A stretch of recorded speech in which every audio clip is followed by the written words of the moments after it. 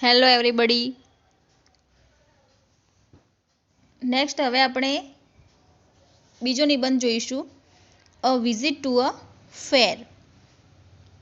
ફેર એટલે કે મેળો, મેળાની મુલાકાત.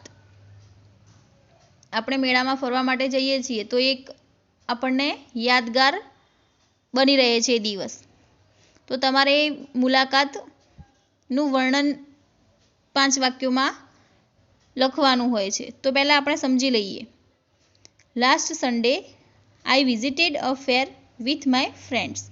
ગયા રવિવારે હું મેળાની મુલાકાતે ગયો હતો અથવા ગઈ હતી મારા મિત્રોની સાથે. વિથ માય ફ્રેન્ડ્સ એટલે કે મારા મિત્રોની સાથે હું ગયા રવિવારે મેળાની મુલાકાત માટે ગઈ હતી. There was a big crowd at the fair. ફેરમાં ખૂબ જ મોટું ટોળું હતું. એટલે કે મેળો હોય એટલે ઘણા બધા વ્યક્તિઓ તો ત્યાં હોય જ. There were many small shops. ત્યાં ઘણી બધી નાની નાની દુકાનો હતી. There were toy shops and fruit shops. ત્યાં રમકડાની દુકાનો અને ફળોની દુકાનો પણ હતી.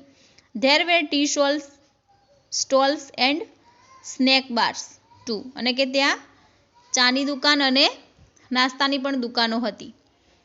There was a giant wheel and a merry go round.